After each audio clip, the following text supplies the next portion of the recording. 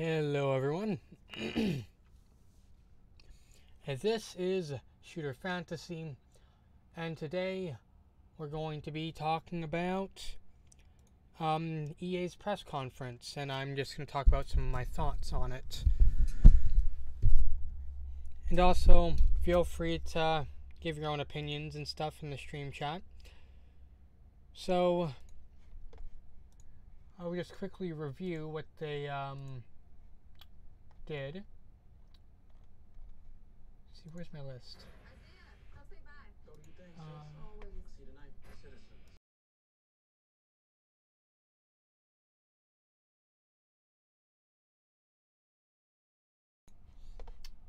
Okay. So, stupid ads. Okay, anyway. So, EA launched off their press conference, and they showed off some new gameplay for Anthem. They showed off Battlefield 5, which is also going to have its own Battle Royale mode. So just like Black Ops 4, yeah, Battle Royale is the new craze at this point, so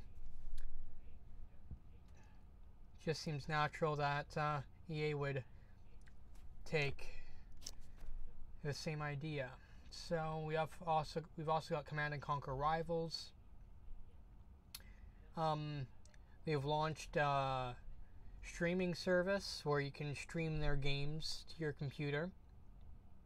Sebastian, they come rotate the dishwasher detergent.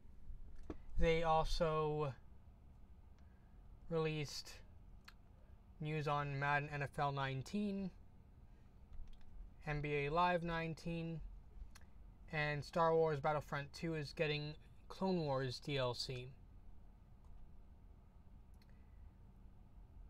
And then a new game will be in production called Star Wars Jedi Fallen Order. I'm assuming this is probably the game project that ended up having studio shifted around. I think Visceral Games was working on a Star Wars game at one point before it got shut down. And then we've also got Unravel 2. So first off, let's talk about Anthem. I watched the trailer for it, and it, for those who haven't seen it, I will put it on screen.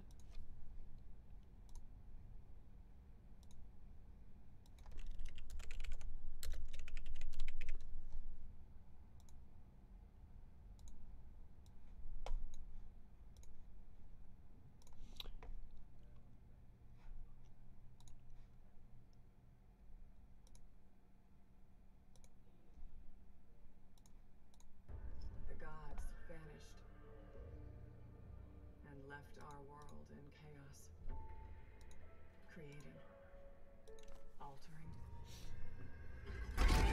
destroying. The gods vanished and left our world in chaos, creating, altering, destroying. The Anthem is all that remains. So I'm assuming Anthem, I guess, is a group or resistance. There's a storm coming. These walls can't protect us forever. So graphically, it's rather pretty. It has a kind of Destiny vibe to it. Although I don't think Destiny has lots of flying in it. Something is out there. It wants to destroy us all.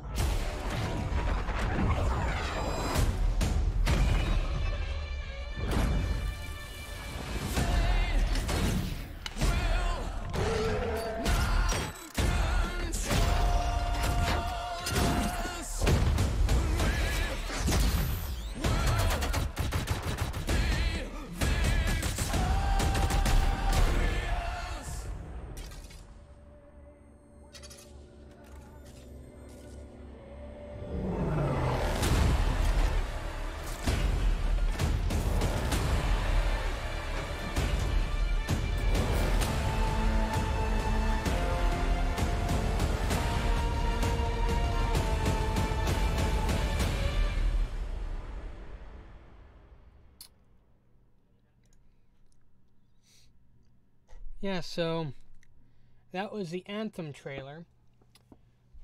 And my thoughts on it are, it definitely looks like it could be a promising game.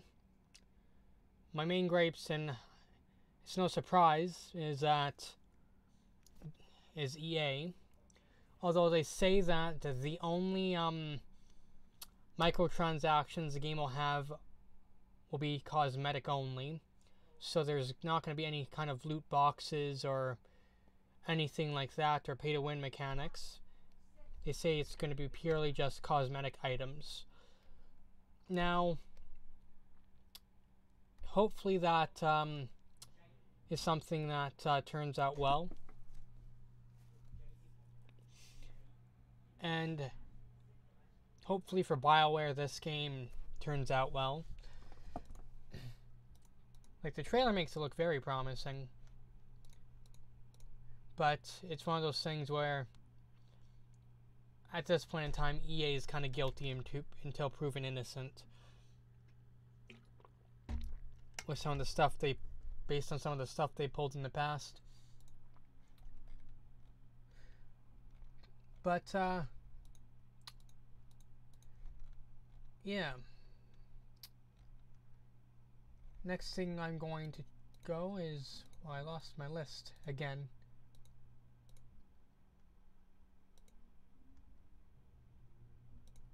Just remember.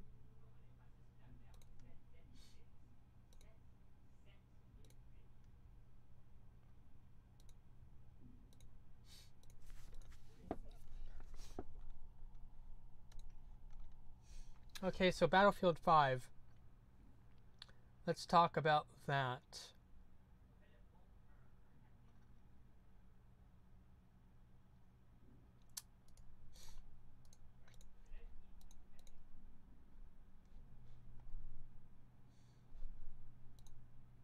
One thing I have to remember is that I wonder if it's Battlefield 5 that we had a controversy over realism.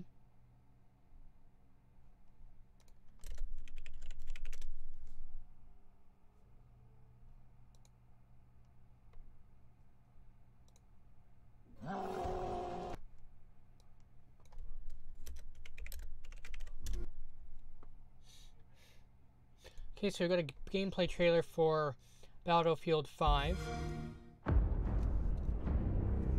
So check that out.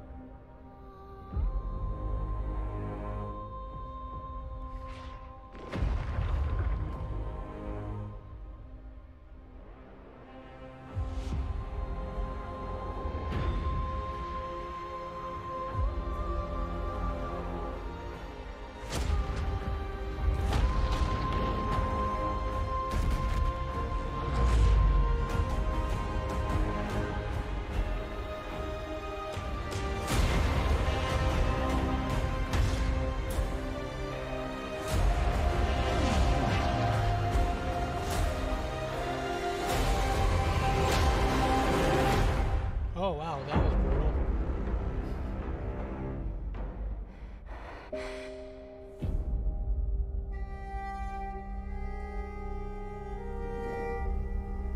Ikke en dråpe. Jeg elsker deg. Zeus! Games play best on Xbox One. But they play better on my computer.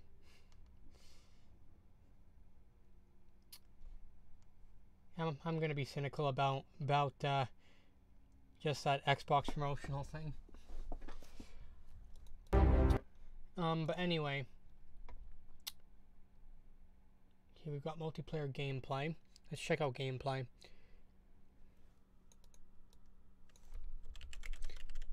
Because that trailer didn't really say a whole lot. Do we even have gameplay? Yes, we do.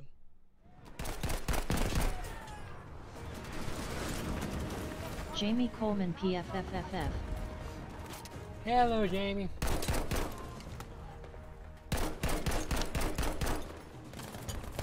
Jamie Coleman best on Xbox my ass. Yeah. I prefer the Master Race personally. And then for games that aren't on the Master Race, PlayStation 4 and PlayStation 4 and Nintendo Switch are my other go-to places to play games.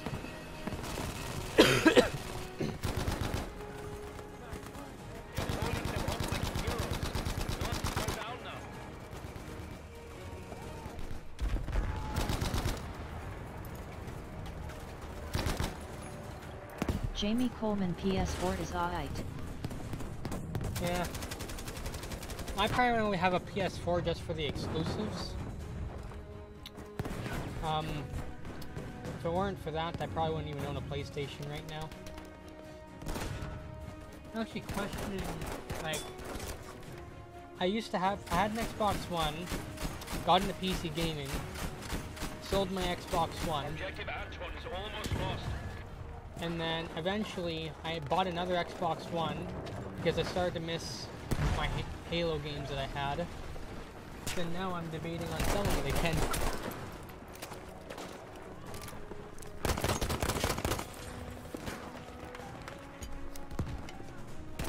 Really, the Master Chief Collection is probably the only reason why I even have my Xbox One still.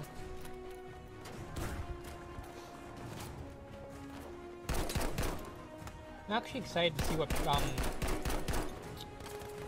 Sony is going to bring. Halo is lit.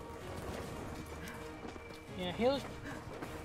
The sad thing with Halo is that Halo 1 to 3 were my favorite Halo games. Halo Reach was also pretty good. I liked the multiplayer in that game. Halo 4, I didn't mind the story, but the multiplayer just wasn't very fun to play. Jamie Coleman I used to jam Halo 2 when I was like 6. I can't remember how old I was when that Halo 2 came out, but I remember I was still a kid then. Yeah, Halo 5, it's kind of a mixed bag. Halo 5 didn't really have that exciting of a story. Like, to bring back a character that's supposed to be dead as like a cheap, oh, this character's now the antagonist of the storyline, just kind of lazy. And then cliffhanger ending didn't sit well. Although Halo 5's multiplayer is pretty dang polished. And their Forge mode's pretty dang polished too.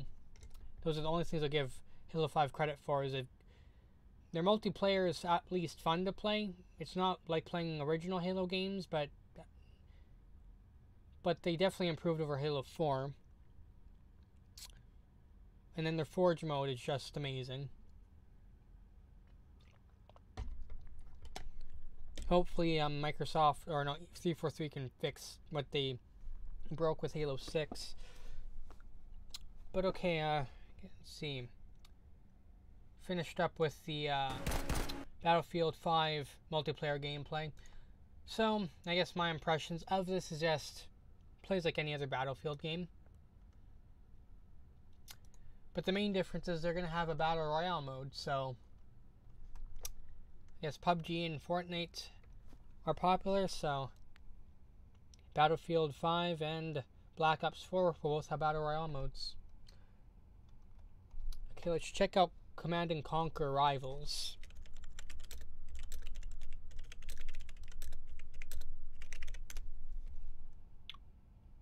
So this is an RTS game.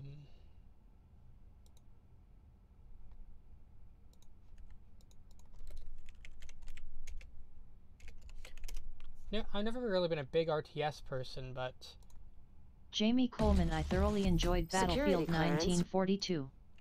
I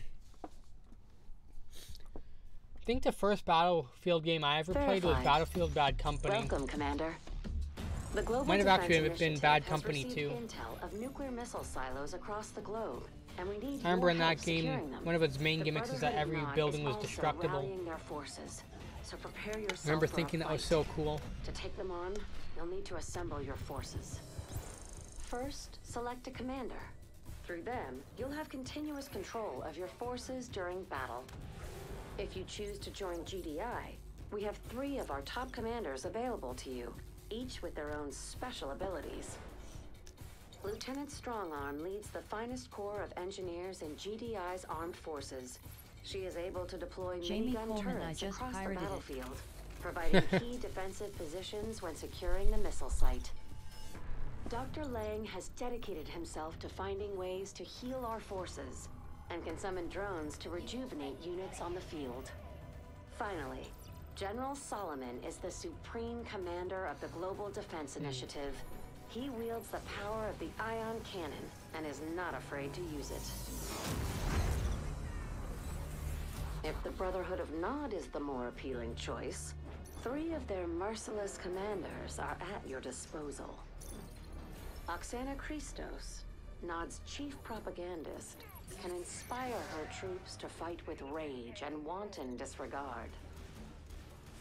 Seth, Kane's second in command, is... Okay, I'm gonna skip ahead to gameplay here. Now that you've decided on your commander, it's time to select the rest of your forces. Choose up to 6 unit types to fill your ranks, but be mindful of the foes you may encounter on the battlefield.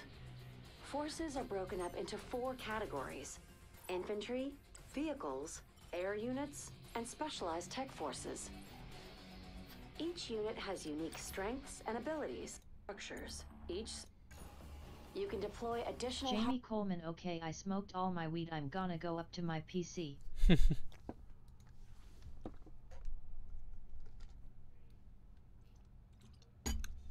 Okay, so...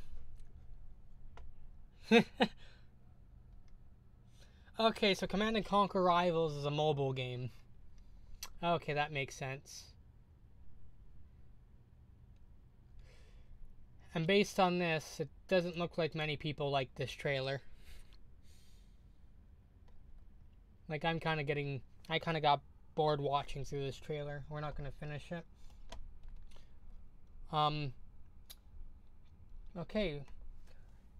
So, yeah, Origin Access thing is interesting. You can now stream games. I guess they have this kind of beta thing right now, but basically you can just stream any EA game through the internet to your computer. And I'm assuming that's for people who don't have computers that have the graphical capabilities of, you know, pushing out these games on their own. So if you have a good internet connection, you could just get a subscription and stream EA games straight to your computer. And I think Ubisoft wants to do something similar. Nvidia has a thing as well. I think it's what's it called now?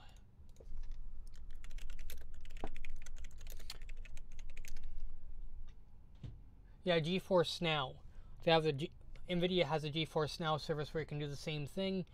You can stream games that are rendered on Nvidia graphics, and if you have a fast internet connection, it'll feed the gameplay to your computer. So it's an interesting concept. A lot of countries have internet that's fast enough nowadays, so... Just remember all the good the Purge does. I hate those trailers. But, yeah, it's interesting. If internet becomes really abundant and becomes insanely fast for the majority of people, this could be a viable way to just play games without having to buy expensive hardware. You don't have to buy a PlayStation or an Xbox One. If you have like a really cheap netbook and it can, you know, use the internet, being able to just stream a game directly through the internet to your computer and play it that way might be the way to go. Of course, there are things you got to worry about, like latency. So, if latency becomes a non-issue in the future, maybe that could be feasible. But for people who are like hardcore gamers, you're going to want a dedicated machine, especially for the time being. Okay, so Battlefront 2.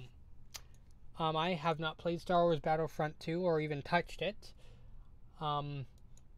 EA kind of soiled their reputation more than usual. Well, they really just spoiled their reputation. There's nothing more to add to it.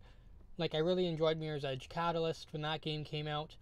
There's lots of games EA has made that I enjoy. It's just the stuff they've pulled in 2017 and whatnot is just, I don't know. But we'll watch a Star Wars Battlefront 2 Clone Wars DLC and just see what it looks like. Here's a parody. Oh wait, did they not actually have a trailer?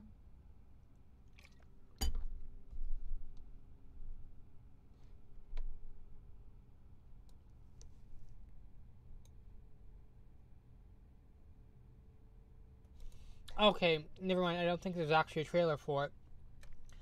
They just said that they are adding Clone Wars DLC to the game.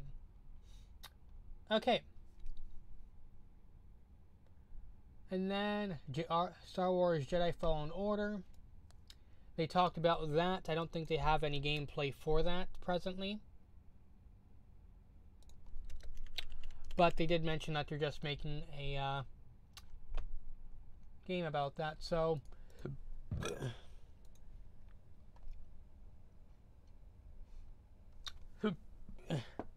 Respawn Entertainment is working on it.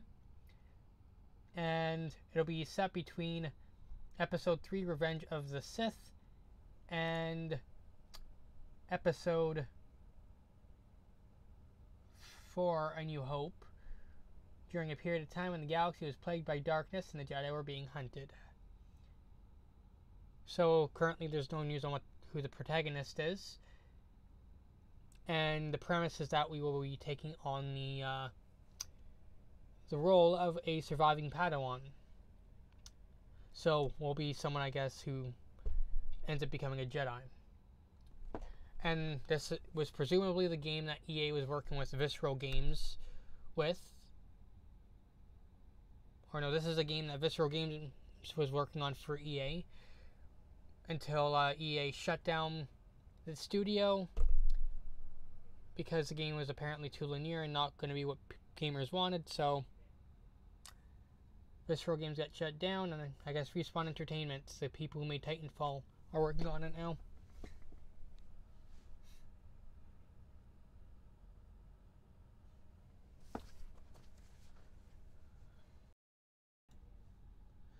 So I guess tomorrow is Microsoft's press conference, I'm assuming.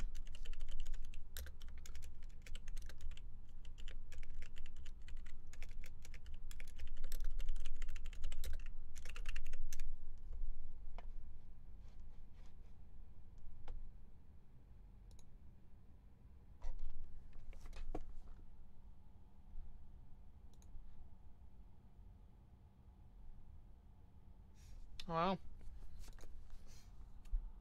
allegedly tomorrow Microsoft's going to be premiering 15 new games at E3 2018. So if that's the case, hopefully they're good ones and hopefully they're interesting. As for EA, I gotta say that I am cautiously optimistic. Anthem looks like it could be interesting. That's about maybe the only highlight from the E3. Star Wars Battlefront 2, I don't know. With all the ill will they've garnered with that game, I don't even want to touch the game. And it's a shame. The game really does look beautiful. The graphics are amazing. The ship combat felt nice when I played the beta, but I don't know. I don't really want to touch the game still. Even with their major overhauls with the game, it's just the bad sentiment is kind of stuck in my mouth. But hopefully with Anthem they can at least show up Destiny 2. Because that's a game I was really hoping to be good too. Destiny 2, I thought they were going to take, you know, I thought Bungie was going to take the mistakes they made with Destiny 1 and, you know, improve that with Destiny 2. They didn't. Destiny 2 started out being worse than Destiny 1, and they're trying to get the Destiny 2 to be on par with Destiny 1. Which, doesn't make any sense. So, let's see, we've been streaming for 34 minutes. We've basically gone over everything that EA talked about, or, you know, revealed. And,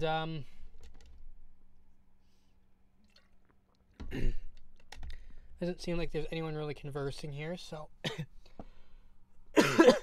So, I'm going to be doing more of these. If you missed this one, I'm going to be streaming tomorrow. Hopefully at an earlier time. Hopefully I'll do it. I had to work today, so I had to watch the EA's E3 after the fact. But tomorrow, I'm going to watch Microsoft's E3. Maybe I'll do a live reaction to it. I'll live stream and watch it at the same time, give comments, or just live stream after the fact. But either way, I'm going to be streaming all throughout E3 2018. So if you're interested in my thoughts and opinions, feel free to subscribe. If you like this live stream or archive, feel free to like it. If you didn't, feel free to dislike it. Although, if you are going to dislike, give me a reason why you're disliking. Maybe it's I stutter too much. Maybe maybe it's my opinions. Maybe you disagree with stuff. But yeah. With that all said, I'll see you guys next video or live stream, whichever comes first. And for those of you who feel inclined, I do have a Patreon link down below. It's optional, but it is there. So yeah. Thank you for those of you who joined me. And I'll see you guys tomorrow for the next press conference.